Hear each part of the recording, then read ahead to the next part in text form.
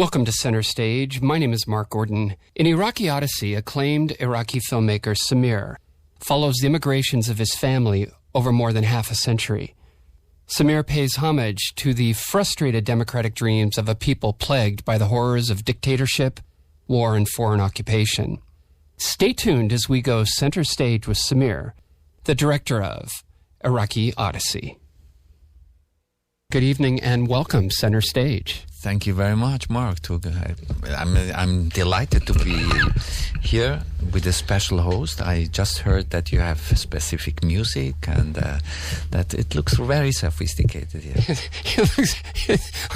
Obviously, you haven't been in many record radio stations, huh? No, I believe really you feel the difference. You have here still discs everywhere. Isn't that amazing? And that's something really different because I don't remember anymore since 30 years ago that kind of studio. Wow. Well, what's interesting is we used to have vinyl. There used to be a lot of vinyl and boxes and boxes. I don't know what they did with it, but some of these records were just unbelievable. And now it gets fancy. Only the rich people are having vinyl. Well, I hear vinyl is making a comeback. That's true. But why you brought me up here? Because of vinyl? No. I like it. Way to segue, Samir. Your publicist is there and she's keeping you on your toes. Well, we're going to talk about your film. So great. Tell me, what was the genesis of this idea, Iraqi Odyssey? I would say if you say Genesis, I would say it started at the 29th of July, 1955. Yeah. So I had this backpack all the time with me. And in a way, I had to do it. I remember well, once I told a friend in Switzerland in the 80s, parts of our family story, and he was so surprised, and then I thought, yeah, and then I mocked it up, and I said, yeah, one day I will write a book about it, because I didn't imagine that a family story could be documented like that. Honestly, I didn't even knew that we have so many pictures and films and all that stuff. So the real genesis, if you want to come back to that, was after my film Forget Baghdad, which I made about the Iraqi Jews and the questioning of what is the meaning of an Arab identity, especially if these people, and some of them were really known in Israel, spoke in my film the enemy's language, which means Arabic, and they were so much dedicated to the Arab culture, even though they are very famous Israeli citizens nowadays.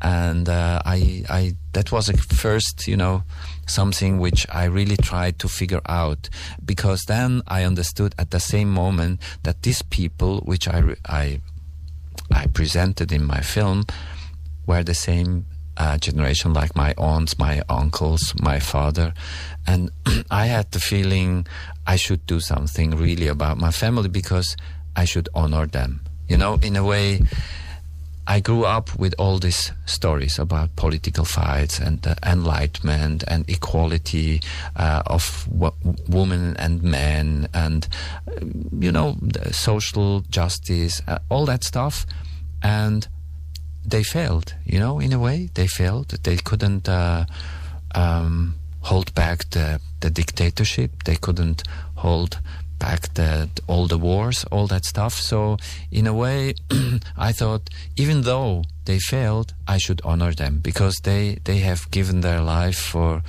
a bigger thing than only just, to feed up their children, It's amazing with technology, we've lost this notion of history in some ways, where it used to be that our elders would carry these traditions and stories down. And now that we have technology, we have the internet, we have computers, what have you, we've kind of lost that sense. And in some ways, your film kind of keeps that alive, that genealogy. Yeah, that's interesting what you say. I noticed that at the same time, I traveled now a year. So we had the world premiere in Toronto, so I traveled now almost a year around the world with the film, and I noticed that a lot of young filmmakers are trying to go the same way, to figure out what happened with our parents, with our grandparents, where do I come from, why they have done that, why society went in that way and not in that way. It's interesting. I think now it's much more, we lost in a way, let's say the analytic reflection of the filmmakers of the 70s.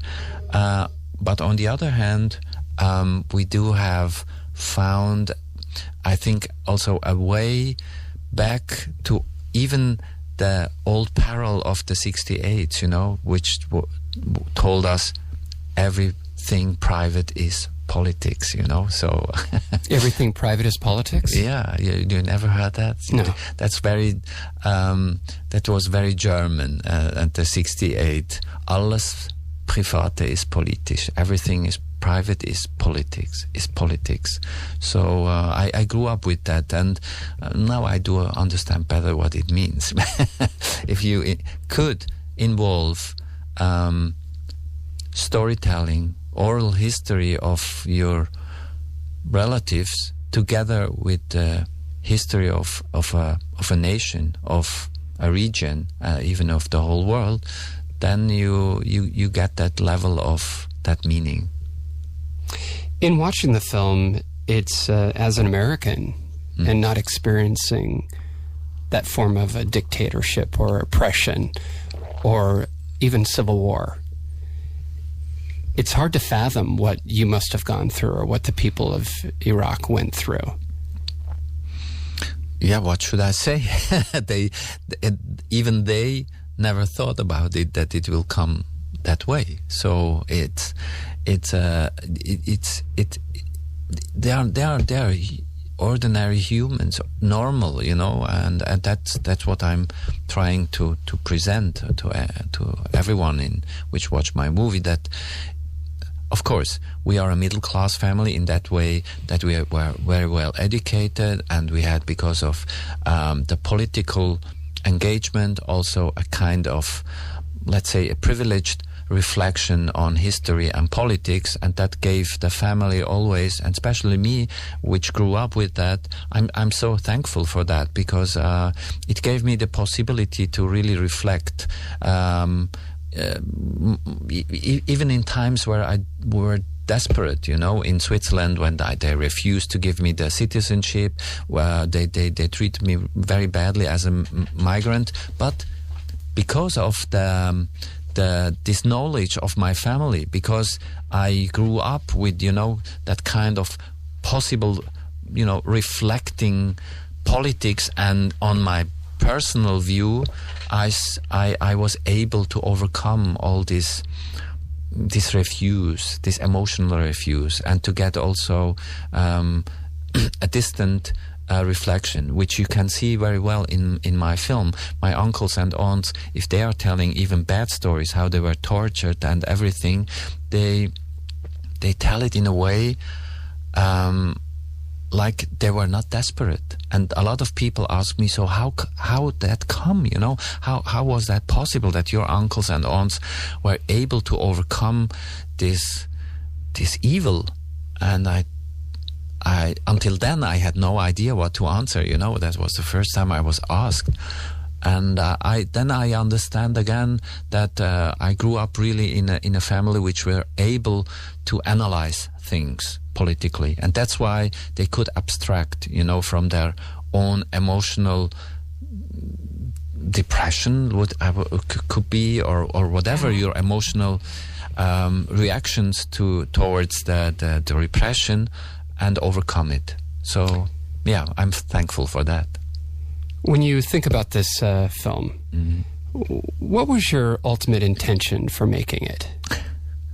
Do you think about that?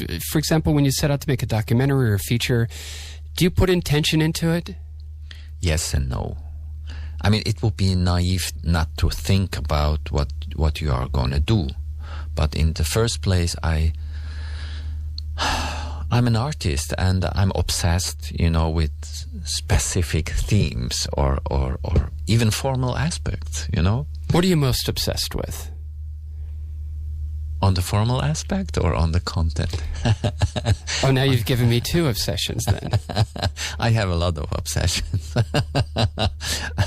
I'm not a real Freudianer. I'm much more a Lacanist than.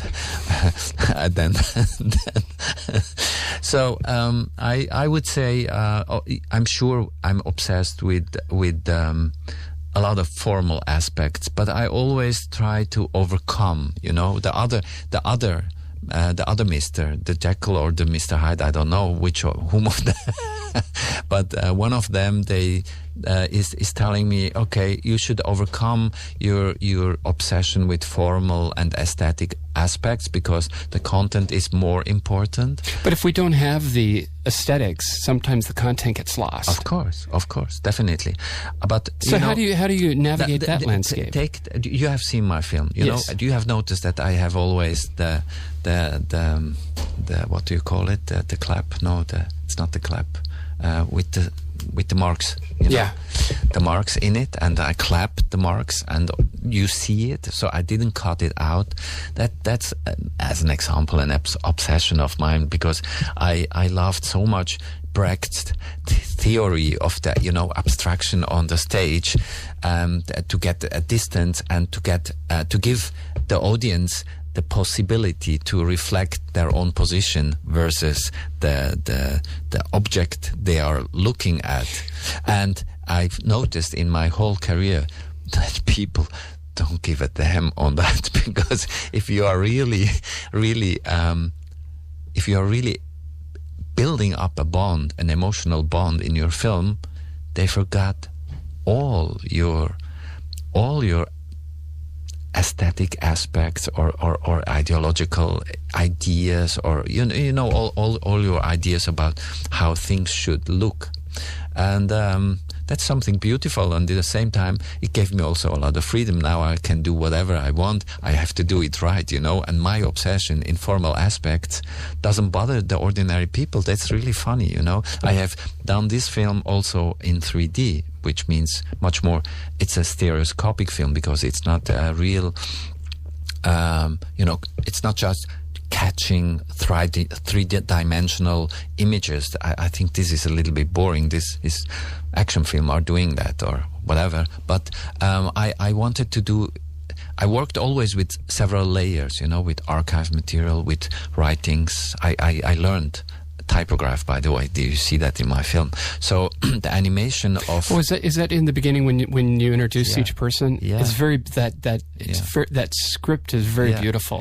Yeah. I took let's say several weeks to think about which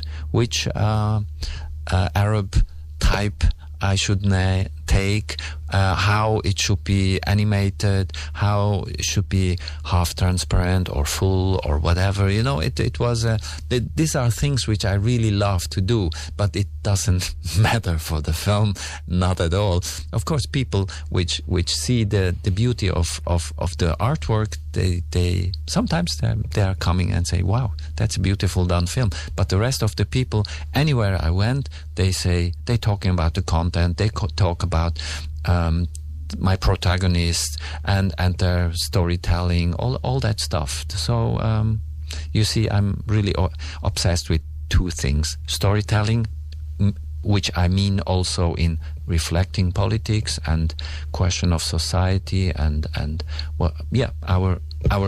our possibility to intervene into society. This is something really important for me. This is an obsession, really.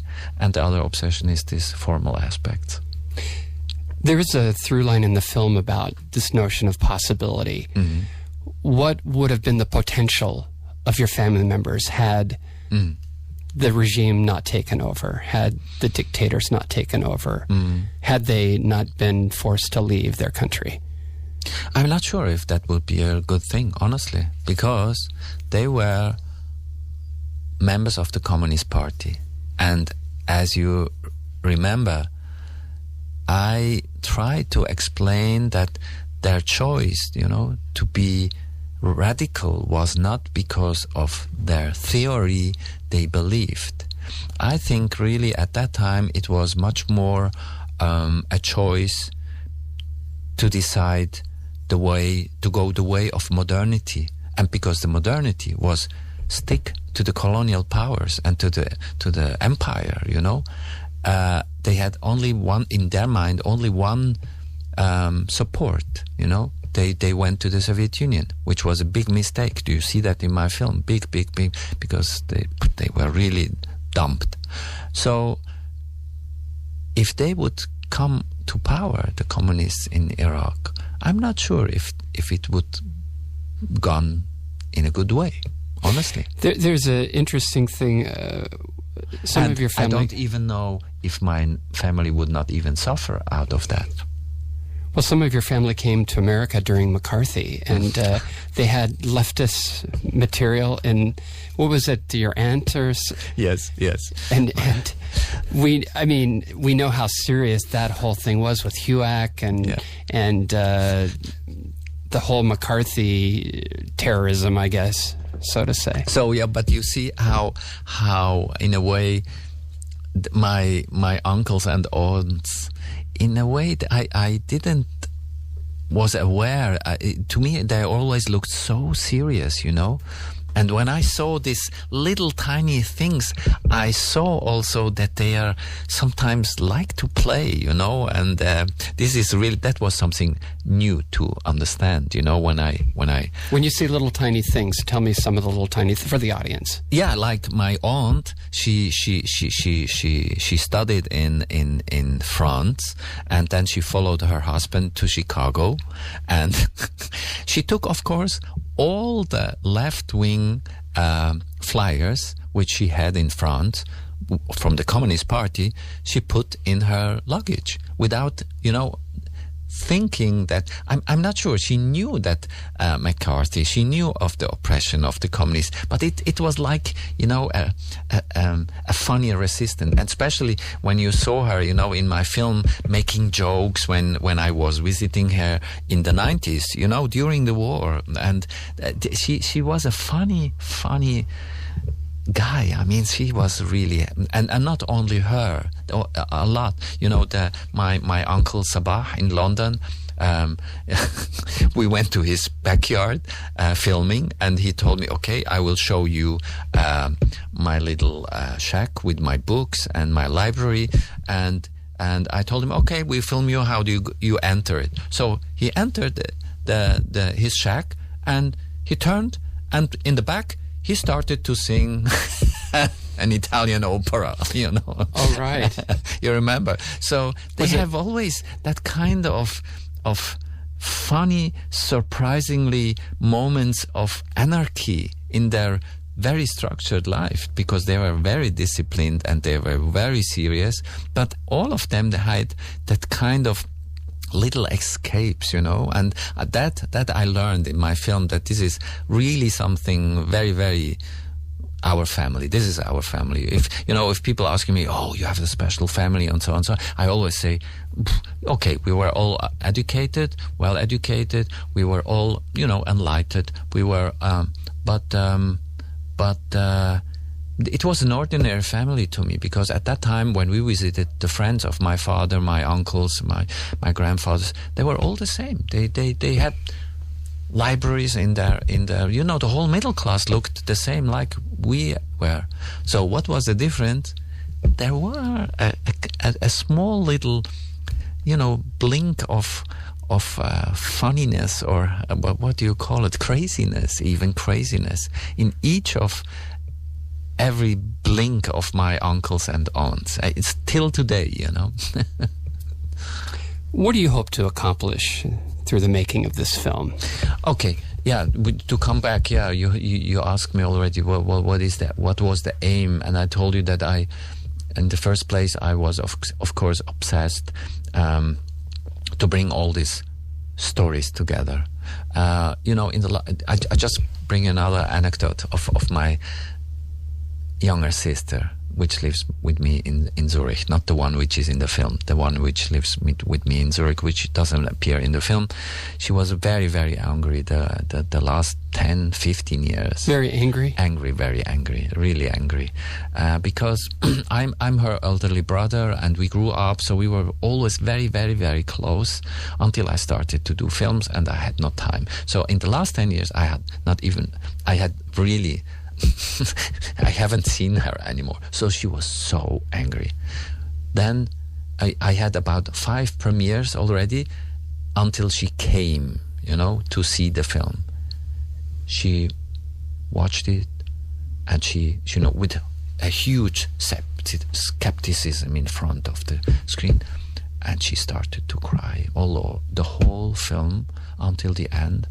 Then she hugged me and she told me, I was so angry of you, but at least you put all these scattered puzzles of my life together, and you gave a sense, to me back. And that was very nice. And of course, in that way, she said what happened to me, Of course, let's say, because of my work as a filmmaker, I was much more able in the first place to understand what I'm doing. So the most important part, beside, discovering the secrets of my family and the history of Iraq, the unwritten, of the secular middle class, was, of course, then to know that I will show the Western public a total different view on their stereotypes they have and their prejudice. These guys are still living in camels and tents and whatever, or everything which we hear all the time, And I knew that if I will do it right, people will understand that this is a really different other point of view, and it worked well in Switzerland and now in Europe and all over, and I hope also in the US. The name of the film is IRAQI Odyssey, and our special guest this evening is acclaimed Iraqi filmmaker Samir. I wish I just had a name where it'd be radio personality Mark. I know what you want. Because it couldn't be Mark because there's so many Marks. Yes. But Samir, that has elegance and panache. And you're very well dressed, too, as a guest. Thank you very much. Too much. Thank you. To come back to that little question, I started with my first 2 short films in the 80s, and in Europe, all critics wrote it wrong. So my family name is Jamal El-Din, which is, I think, easy, but of course it was all over wrong written. So that was a time of Prince, Madonna, whatever. So I thought, okay, I'm Samir. The meaning is I'm the storyteller. That's the meaning of my name. So what do I need more? And at that time, nobody was called Samir. Now there are much more Samirs around. It was not really à la mode at that time, So I was lucky to be the first Samir. Which brings up this notion of how would you like to be perceived in terms of as a creative, as a filmmaker, as a person? How would you like to be perceived?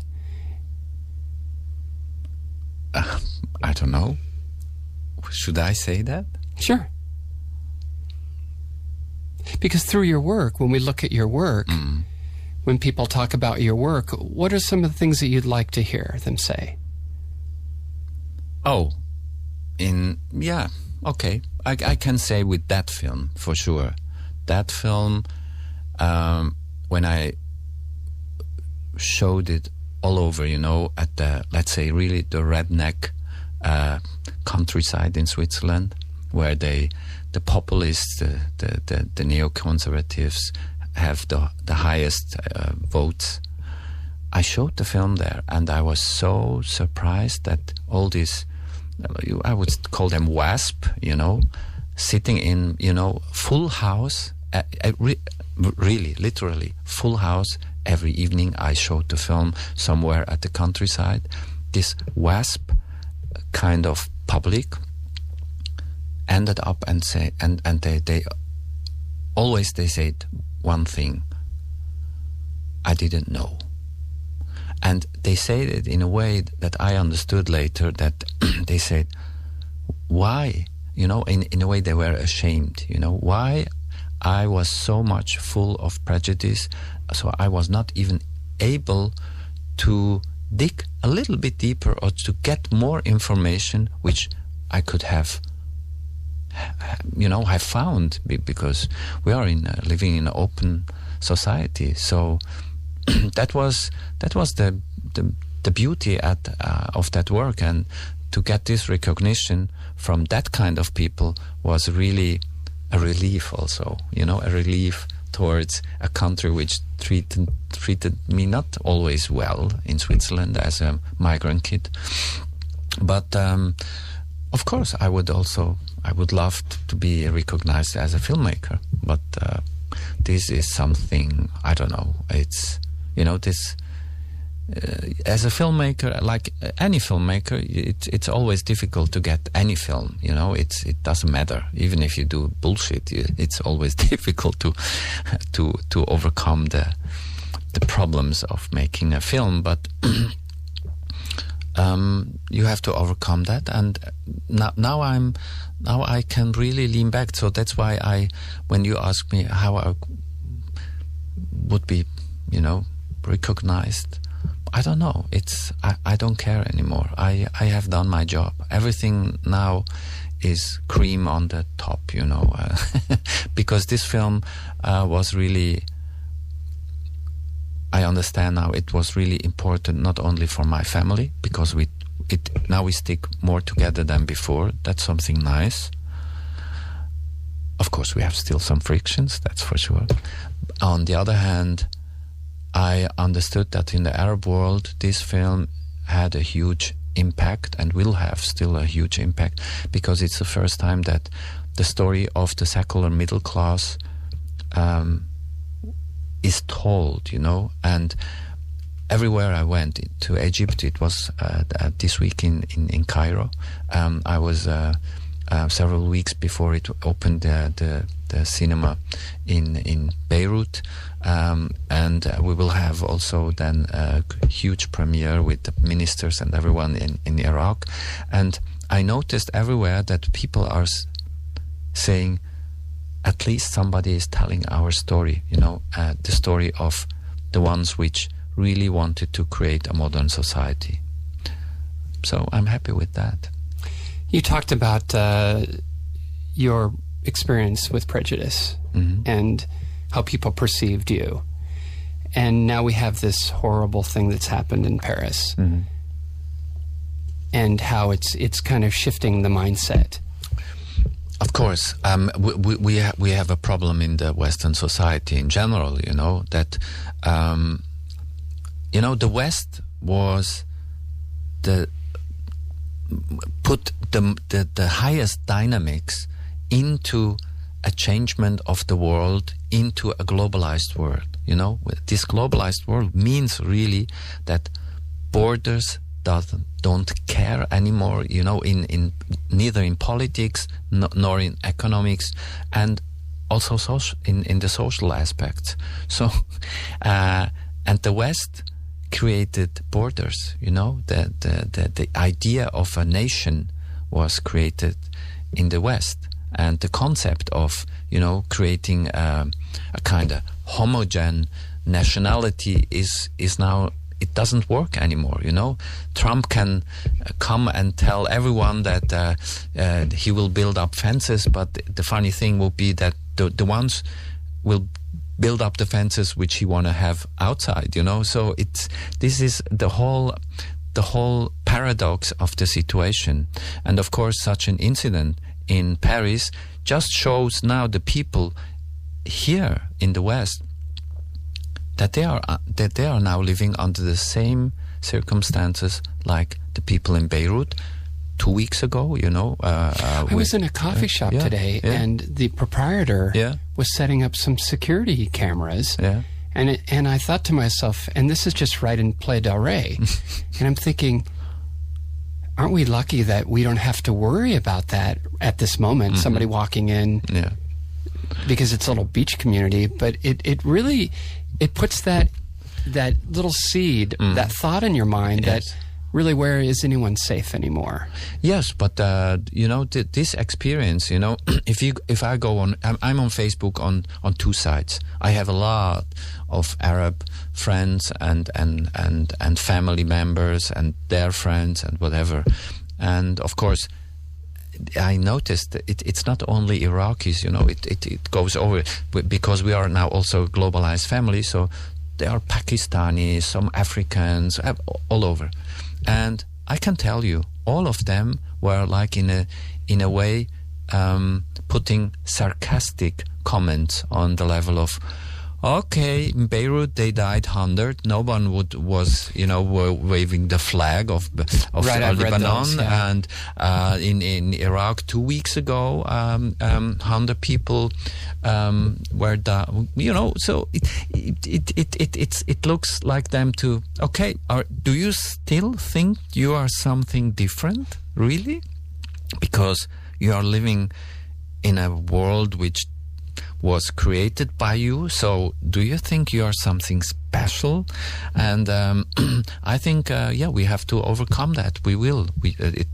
Will be no other way, because as I say, you can't build fences with the same people which you want to have outside the fence. It's impossible. So we have to rebuild our world, and that was one of my aims why I used the globe. It's a very kitschy image in a way, to using in a film, but I liked to use it because in this darkness surrounding this little tiny thing, in this coldness of this universe, we are all on that same planet. And I turn it around in my film, in the animation, and you see, Sydney, I was there once, okay, Baghdad I was never, but it doesn't look so far away. Paris is around the corner, and you get that feeling back, which Neil Armstrong and these guys, when they were on the moon, they looked at the globe and said,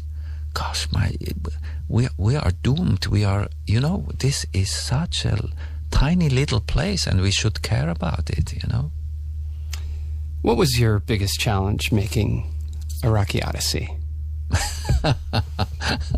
And when you face those challenges, part two is, how do you overcome those? I overcome with obsession. Once we are back to this notion of obsession. Yes. So tell me about your challenges. No, I mean, this time it was a difficult situation, because in the first place, you have, it's always the same. The creation of a movie, the most expensive and most difficult part of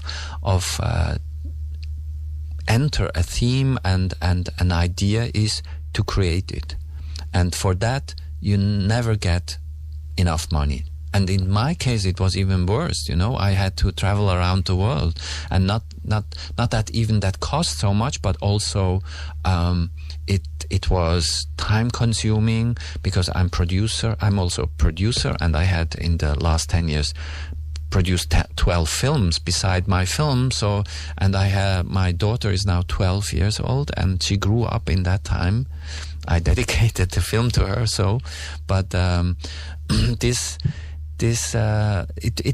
let's say it was much more to overcome my inner resistance, because like every human, I'm also lazy, How does that manifest itself for you, inner resistance? Because I know I'm working on a project, and the closer I get to it being complete, the farther I am from finishing it. Yes, that's yeah. How do you do that? Yeah, How do you? Because there's so many people that have an idea to create a movie or a book or whatever it is, and they never do it. Yeah. What was it about you that? As I told you, it's really an obsession. I mean, first, really an obsession to get things together, and that has a lot to do with formal aspects. I love to stick with my technician collaborators together and figure out new things and how we can put that together. Because you have to understand this film was also technically a huge work, because we had so many different formats to put together, and then I had even more crazy idea to make it even on a stereoscopic 3D. So it was a lot of obstacles in our way, but that was fun of it, fun. And in the same time, of course, you have to overcome, if you're at 2 o'clock in the morning and you are so exhausted after 16 hours, and that was the last 3 days like that, and your wife is angry, and your child is not asking anymore of you. That's a problem when the children stop asking of you, huh? Yes. So that I had to overcome that moment, and but now my daughter is very, very proud that the film is dedicated to her. So you must be proud of yourself as well. I mean, you've gotten it's an entry for the Oscars, correct? Oh, yeah. And you've won a ton of awards. Yeah. Okay. That's something nice, really. Does that constitute success for you? The accolades and the awards? Not really. I mean, what is success? What does that mean? What does that look like? Really for you? Being seen by people. The film being seen. Yeah. The audience. If you, I love to travel with my films, and to have a feedback of people. That's really the most beautiful thing on my work. Usually directors don't like to do that, but to me it's something essential. And I even start to show my films, I'm really the opposite of all my directors I produce. I start to show in the first place everyone, and I want to have a kind of communication over. And if somebody tells me, yeah, but this cut after that one, and so this challenged me. I love that, So this is the most beautiful part of the work, to have a feedback on it, and also to recreate. And that I was, of course, privileged because I was my own producer, so I was able to research, to shoot, to edit, and again back research, again shoot. I had a kind of really an interesting way to work, which is really very much satisfying. Yeah. Was the process making this film, did it differ from your process? Yes. So you don't have a set formula that you use? No, I have done 3 documentaries, feature. I would call them my trilogy. The first was Babylon 2, the second was Forget Baghdad, and now Iraqi Odyssey. The funny thing is I have done about 30 or 35 fiction films, and I'm much known nowadays as a documentary filmmaker, and especially the documentary films were all done in a very kind of bricolage, what do you call it? A kind of it was a handy, because each of them was made also at the advanced digital technology at that time, and I used in all of the 3 films all different media of the last 120 years of film, the old celluloid, video, digital. I even shot in all of that films also parts with the old Bolex, camera, which you can only. This is the only camera. Is that where you crank? Yes. You don't need electricity for that. It's a beautiful camera. I still have one. I didn't imagine that one day there will be no film to use it. That's but like the Charlie Chaplin. Yeah, and these images are also in my film. As an example, at the ending, the credits, you see them when my family comes together in the Engadine in the Swiss mountains. That I shot all myself with this old camera, and It was beautiful to do. So the process was of all these 3 films in a way the same, and each of them was totally different, because in these 30 years, since the first I have done 92, in these 30 years, the whole process of the technological process of filmmaker changed totally. So in a way, I used also these documentaries to become a specialist in techniques, which I honestly hate. But everything what I hate, I have to understand and to know. I have to dig, I have to really know how it works. But isn't that important to have the technique? That's why you study, and then you let all that go. Yes. But you have to have that palette. Yes. So you. Yes. And also, I see all the mistakes in my films. That's really, and you have to start to become generous towards your own work. And kind towards your own work. How has it changed? You've mentioned that 90 plus films that you've made. When you look at that arc of that career, how have you changed today as opposed to when you started out? What things have you discovered about yourself as a filmmaker, and how do you bring those into subsequent projects? Oh yeah, that's an interesting question. The really interesting thing, like let's say on the psychological level of my own being, was of course that I didn't understood how obsessed I was from techniques and formal aspects. I thought I'm not on that level. I always thought, I'm much more on telling stories and thinking about the content and, telling people things which they are able, to understand the world better and to be educated, and of course having fun also. That's something important, having fun. If you go in a movie, that's important. So that's why I'm always using a lot of music. And but now I'm 60 and I see, gosh, you are really you are obsessed guy. I mean, if you look in the mirror, I started really. We bought the first Mac in 1984. Was that one that was kind of one? I had one of those. Yes. I think I spent $2,000 for it. Oh, come on! And it had. I think it had 1 megabyte of memory. Yes. No. It had 124 KB. Chroma kilobyte. key. Yeah. Chroma key. Oh my God! It was and it was so expensive, like a small car, and we had to buy it, 3 of us. And we had to create night shifts, 3 shifts, 8 hours a day, so each of us could use it. And we had to put these floppy disks. But I had no money, but I was obsessed to buy that.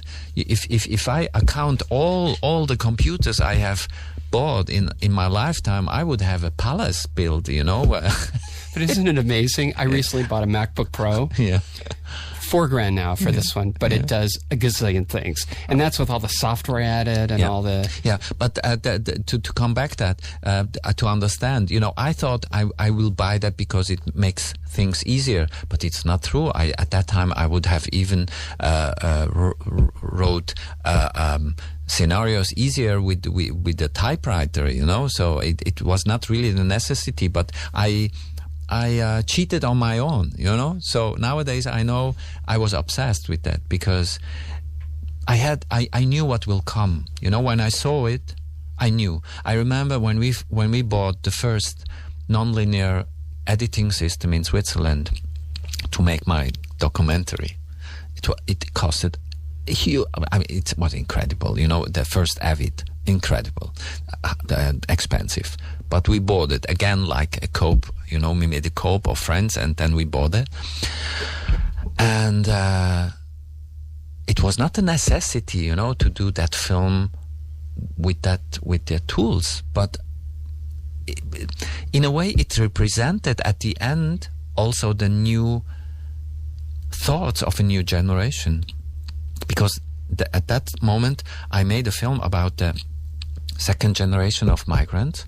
And I noticed that they are using, with rap and all these new facilities, they are creating a new culture out of their technology. So when I bought this system, it was similar to their work. And when I reflected their work in my movie, it appeared their technology with mine. So at the end, I remember I showed the film at the ITFA, a huge documentary festival in Amsterdam, and they invited me there. I was 30 years younger, so I sat there, and I thought that's normal that they invite me because everybody is working on that. Then I figured out there that I have created the first digital documentary, and I was bashed from the old documentary filmmakers for that. And they told me a manipulator and all that stuff, and I told them, hey guys, yes, you see that I'm manipulating, but you pretend you are not manipulating. That's your problem, not mine. Your problem, not mine. And that was an interesting experience. But I understood also at that time, first time, that I'm really obsessed with technology and the tools, how to use it in a different way. What would you like an audience to go away with after they see Iraqi Odyssey? Oh, I would really love if they could say whatever now I had experienced, that they also would say, I was very much educated and I had a lot of fun. It was a sad story and very emotional, and I go home and I want to change the world. It seems like there is a through line in you and your work, and that's notion of fun, and that's a value that you learned from your family, isn't it? Yeah, that's for sure. Not only because that's maybe something genetic, that our family is always the half glass full and not the half glass empty. But beside that, as I say, I learned so much. In the first place, to articulate myself, to reflect the world, thinking politically, understand that I'm part of a process, and not to give up, because pessimism is existing because our life is so short. But if you look at history, you are just a blink in time, and it will come better, that's for sure, but you have to fight for it. It will not come automatically, that's for sure. So for the filmmakers that are listening, the aspiring filmmakers or documentarians, what advice would you give to somebody out there that wants to make a film and is pessimistic, or what kind of thing would you tell them?